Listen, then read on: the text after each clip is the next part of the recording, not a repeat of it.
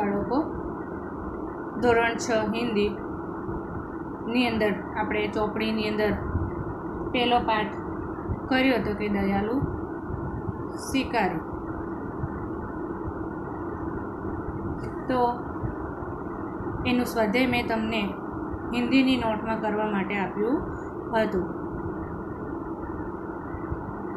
અને હવે આપણે એ જ પાઠ સ્વાપોથીમાંથી જોઈશું. તો દરેક વિદ્યાર્થીઓએ સ્વાપોથી લઈ લીધી હશે.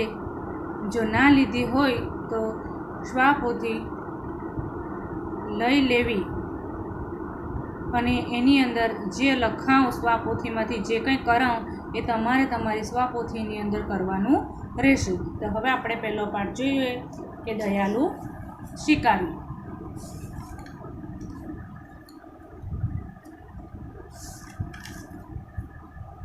એની અંદર આપણે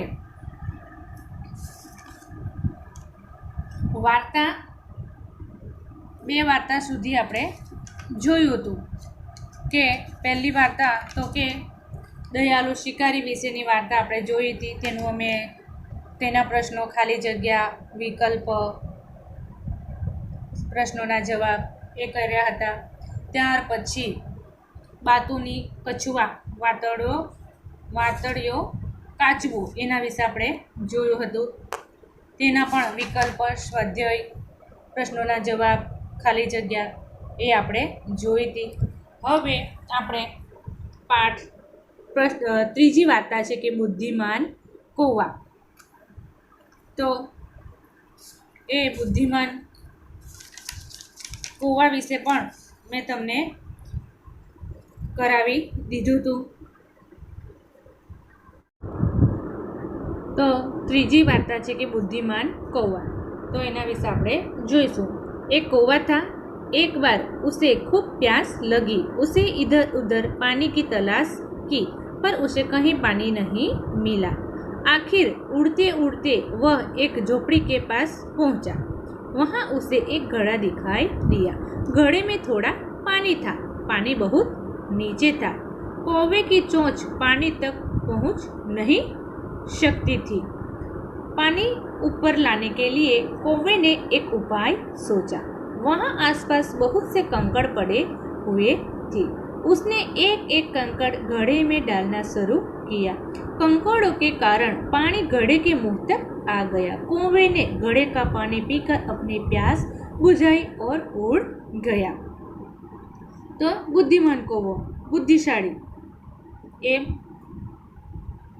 એને ખૂબ જ તરસ લાગેલી હોય છે. તો એ પાણીની તલાશ માટે આમ તેમ ઉડતો ઉડતો જતો હોય છે, પરંતુ એને કશે પાણી મળતું નથી. અને અંતે એને એક ઝૂંપડી મળે છે. ઝૂંપડી પાસે જાય છે અને ત્યાં એક ઘડો દેખાય છે. તો ઘડાની અંદર એ પાણી જુએ છે. તો ઘડાની અંદર પાણી થોડું નીચે હોય છે, એટલે એની ચાંચ એ ઘડા સુધી પહોંચી શકતી નથી. હવે એને પાણીની તરસ લાગેલી છે, એને પાણી પીવું છે, પરંતુ પાણી ઉપર લાવવું કેવી રીતના એમ એ વિચારે છે. અને અચાનક જ એને યુક્તિ સૂઝે છે. અને આમ તેમ જોઈએ છે તો થોડા કંકડ એટલે કે પથ્થર પડેલા હોય છે. એ પથ્થર એક એક ચાંચ વડે ઉંચકી લાવીને એ ઘડાની અંદર નાખે છે. જેમ જેમ કાંકડા પથ્થર ઘડાની અંદર નાખતો જાય છે તેમ પાણી ઉપર આવી જાય છે. ઘડાના મુંહ સુધી પાણી આવી જાય છે અને એ પાણી પીને એ પોતાની તરસ છીપાવે છે અને એ ત્યાંથી ઉડી જાય છે. તો હવે એ વાર્તા પછી આપણે શું જોઈશું? વિકલ્પ. તો અહીં પહેલો વિકલ્પ છે કે કૌવે કો ખૂબ ખાલી જગ્યા લગી थी। तो શું આવશે? ભૂખ, પ્યાસ, નીંદ કે ચોટ? તો શું આવશે? બી प्यास। तो અહીં આપણે ખાનામાં લખશું બી प्यास। બીજી, कौवे ने झोपड़ी के पास क्या देखा? ए लोटो, बी घड़ा, सी खाना, डी पानी। तो શું આવશે? બી ઘડા। તો અહીં ઓપ્શનમાં આપણે શું લખશું? બી। कौवे ने घड़े में क्या डाले? कंकड़, कंचे, ढेले यानी दाने। तो શું આવશે? એ કંકડ। તો અહીં ઓપ્શન આપણે એ લખશું, એ કંકડ। ચોથું છે, कौवा कैसा था? ए जल्दबाज, बी धूर्त, सी बुद्धिमान, सी डी साहसी। तो ऑप्शन શું આવશે? સી બુદ્ધિમાન। તો આપણે અહીં ઓપ્શન સી લખશું बुद्धिमान। હવે નીચે ખાલી જગ્યા છે, कोष्टक में से उचित शब्द चुनकर रिक्त स्थानों की पूर्ति कीजिए। तो पहलू कौवा खूब खाली जग्या था, तो શું આવશે? कौवा खूब ज શું થશે? પ્યાસા। શું થશે? प्यासा। तो कौवा बहुत प्यासा था। ત્યાર પછી બીજી ખાલી જગ્યા જોઈશું।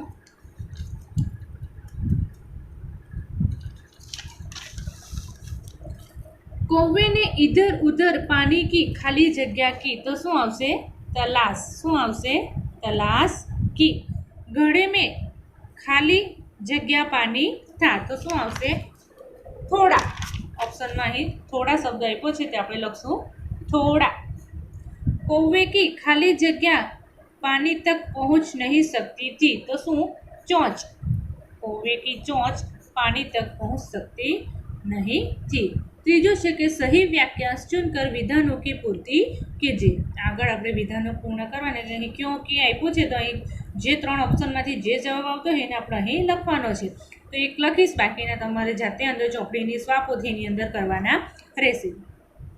कौवे ने पानी की तलाश की क्योंकि उसे अपनी चोंच साफ करनी थी। ब उसे स्नान करना था।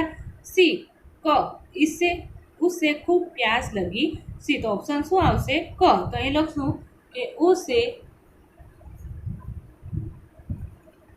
खूब प्यास लगी थी। उड़ते उड़ते कौवा एक मकान की छत पर आया। ब एक झोपड़ी के पास पहुंचा। क एक पेड़ की डाल पर बैठा। तो ऑप्शन शू आवशे? ब एक झोपड़ी के पास पहुंचा। तो અહીં આપણે લખવાનું કે એક झोपड़ी के पास पहुंचा। ત્રીજું, कौवे की चोंच पानी तक पहुंच नहीं सकी क्योंकि घड़े में पानी बहुत नीचे था। घड़ा बहुत नीचे था। कौवा बहुत ऊपर बैठा था। तो घड़े में पानी बहुत नीचे था। तो ऑप्शन शू आवशे? अ घड़े में पानी बहुत नीचे था। चौथुं छे, कौवे ने घड़े में कंकड़ डाले क्योंकि उसे घड़े का पानी साफ करना था। उसे कंकड़ों को धोना था।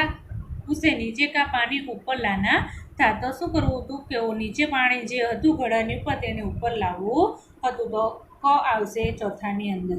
तो तमारे बाळको અહીં મેં એક ઉપર લખ્યું છે એવી રીતના તમારે અહીં મેં ઓપ્શન ખરા જે જવાબ આવ્યો છે એ મેં તમને બતાવ્યા છે। એ ઓપ્શન જ્યાં ખાલી જગ્યા છે ત્યાં તમારે જાતે કરવાના રહેશે। ત્યાર પછી છે એક એક વાક્યમાં ઉત્તર લખો। कौवे ने पानी की तलाश क्यों की? तो क्योंकि उसे खूब प्यास लगी थी। कौवे ने पानी की तलाश क्यों की? तो क्योंकि उसे खूब प्यास लगी थी। कौवा घड़े का पानी क्यों नहीं पी सका? क्योंकि उसमें पानी बहुत नीचे था। क्योंकि उसमें पानी बहुत नीचे था। कौवे ने घड़े के आसपास क्या देखा? तो कौवे ने घड़े के आसपास बहुत से कंकड़ पड़े देखे। चौथुं छे, घड़े में कंकड़ डालने पर क्या हुआ? तो घड़े में कंकड़ डालने पर नीचे का पानी घड़े के मुंह तक आ गया। कौवे ने अपनी प्यास कैसे बुझाई? तो कौवे ने युक्ति से काम लेकर अपनी प्यास बुझाई। कौवे ने घड़े का पानी पीने के लिए क्या युक्ति की? तो कौवा घड़े में एक एक कंकड़ डालने लगा। कंकड़ों के कारण नीचे का पानी घड़े के मुंह तक आ गया। तो अहींया आपड़ा एक एक वाक्यवाळा प्रश्नोना जवाब छे। बाळको तमारे सारा अक्षरे तमारी हिंदीनी स्वापोथीमां लखवाना रहेशे। स्क्रीनशॉट पाड़ी लेजो। स्क्रीनशॉट पाड़ीने सारा अक्षरे तमारे तमारी स्वापोथीनी अंदर लखवाना रहेशे।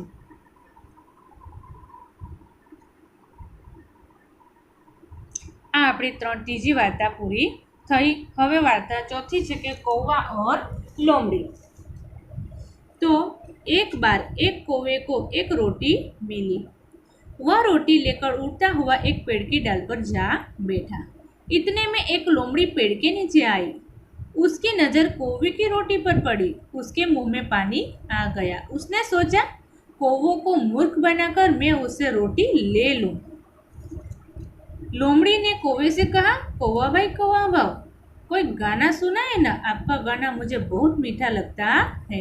એકવાર એક કાગડાને શું મળે છે? રોટલી મળે છે અને એ રોટલી લઈને એ ઉડતો ઉડતો એક ઝાડની ડાળી પર જઈને બેસે છે। એટલામાં નીચે એક શિયાળ આવે છે અને તે કાગડાના મોઢામાં ચાંચમાં રોટલી જુએ છે અને એના મોઢામાં પાણી આવી જાય છે। એ વિચારે છે કે હું કાગડાને મૂર્ખ બનાવીને એની પાસેથી હું રોટલી લઈ લઉં। એટલે કાગડાને કહે છે કે કાગડાભાઈ, તમે કોઈ ગાના સંભળાવો ने, તમારો ગાવાનો અવાજ મને ખૂબ જ મીઠો લાગે છે। कौवा लोमड़ी की चालाकी समझ गया। उसे लगा कि लोमड़ी रोटी पाने के लिए यह नाटक कर रही है। कौवे ने अपनी चोंच की रोटी अपने पंजे से पकड़ ली और वो जोर जोर से काव काव करने लगा। यह देखकर लोमड़ी आश्चर्यचकित रह गई। अरे, यह कौवा तो समझदार लगता है। ऐसा वह मन ही मन बोली और चलती बनी। હવે કાગડો એ શિયાળનું ચાલાકી સમજી જાય છે એટલે તરત શું કરે છે કે એ વિચારે છે કે આ શિયાળ મને એ રોટલી લેવા માટે એ નાટક કરી રહેલી છે, એટલે એ નાટક કરી રહ્યું છે। એટલે એમ કહે છે કે એટલે એ પોતાની ચાંચમાંથી રોટલીને ક્યાં પકડી લે છે? પગના પંજા વડે પકડી લે છે અને પછી જોર જોરથી એ કાવ કાવ કરવા લાગે છે। આ જોઈને પેલી શિયાળ તો આશ્ચર્યચકિત રહી ગઈ કે અરે, આ કાગડો તો ખૂબ જ સમજદાર નીકળ્યો છે। એમ મનમાં બોલતી ત્યાંથી જતી રહે છે। फिर कौवे ने मजे से रोटी खाई। फिर कागड़े खूब જ શાંતિથી रोटली खाई। सचमुच अपनी जूठी बड़ाई सुनकर हमें गुमराह नहीं होना चाहिए। કહે છે કે આપણી કોઈ જૂઠી બડાઈ કરે તો એને જોઈને આપણે ગુમરાહ થઈ જવું જોઈએ નહીં, પરંતુ આપણે પણ બુદ્ધિનો ઉપયોગ કરીને કાગડા જેવું કે કાગડો એ આપણે વાર્તા પહેલાં પણ સાંભળેલી હતી, પરંતુ એ કાગડામાં કેવી હતી કે ત્યારે કાગડો કાકા કરીને ગાવા લાગી જાય છે અને એના મોઢામાંથી ચાંચમાંથી રોટલી પડી જાય છે અને એ શિયાળ લઈને જતો રહે છે। એ ફૂલણજી કાગડો એ પહેલાં ગુજરાતીમાં વાર્તા આવતી હતી, પરંતુ આનાથી થોડી આ વાર્તાને ઉલટી કરી છે એટલે આ નવી વાર્તા કહેવાય છે।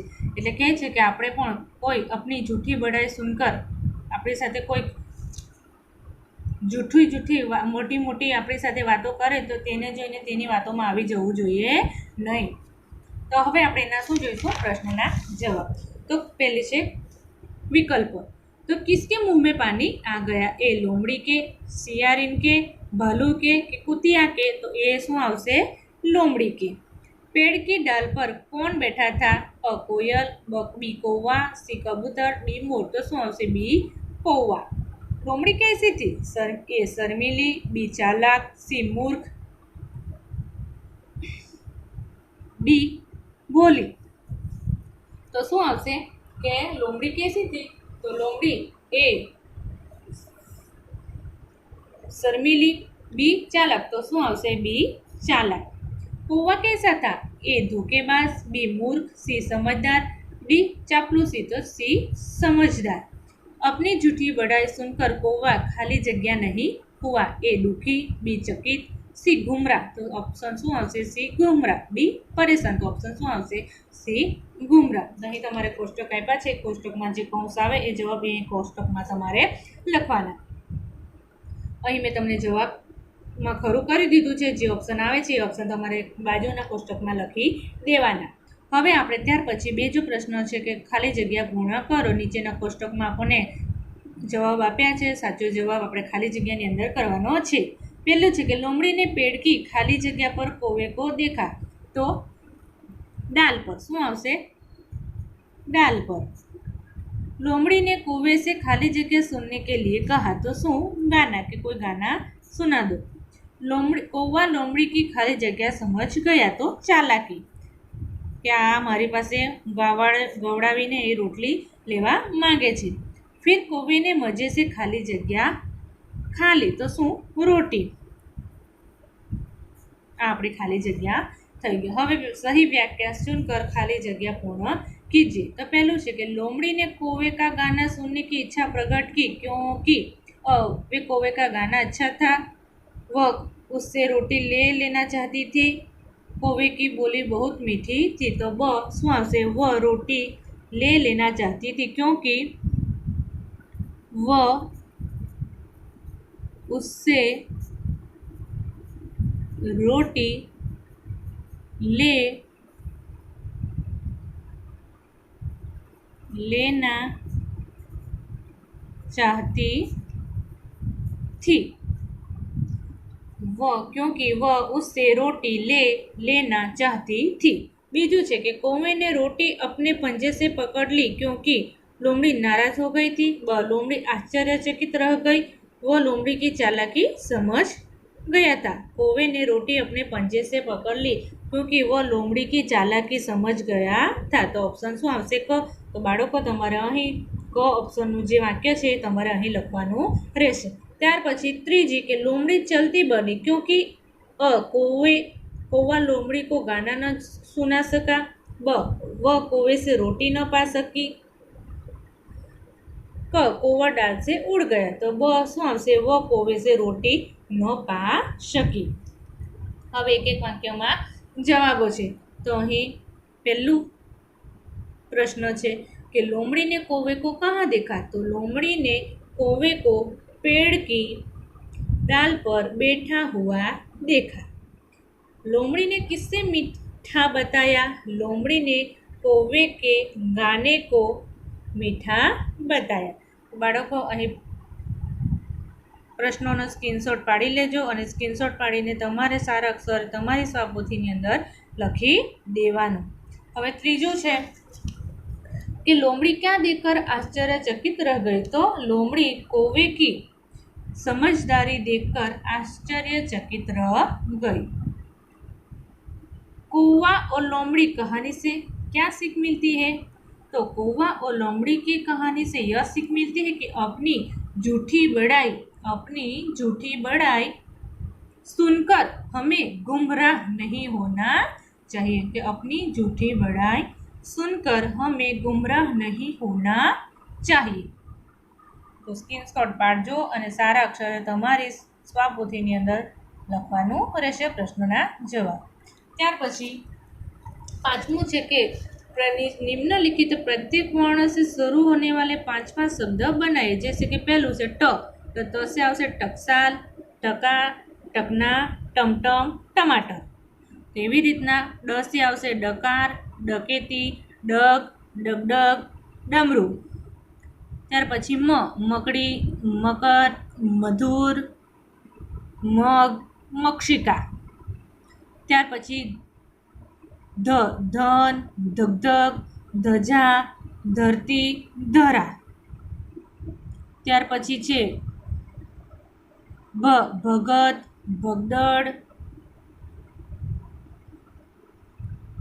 भगवा, भगोड़ा, भजन। त्यार पछी छे न नगर, नमक, नर, नमन, नभ। तो अहीं आपणे जे वर्ण आप्या छे वर्णथी शरू थता शब्दों આપણે અહીં લખ્યા છે। તમે પણ તમારી નોટબુકની અંદર સારા અક્ષરે લખી લેવાના। ત્યાર પછી છે કે નીચે આપ્યા વિરોધાર્થી શબ્દ। હવે એ વિરોધાર્થી શબ્દનો ઉપયોગ કરીને આપણે વાક્ય બનાવવાનું છે। અહીં આપણે વિરોધાર્થી શબ્દ આપ્યો છે કે દયાલુ। તો દયાલુનો વિરોધી શું થશે? નિર્દયી। बहुत तो थोड़ा, स्वस्थ तो अस्वस्थ, खुश तो नाखुश, जन्म तो मरण અને બુરાઈ તો ભલાઈ। હવે એનાની પછી આપણે શું બનાવવાનું છે વાક્ય। તો પહેલું છે કે દયાલુ।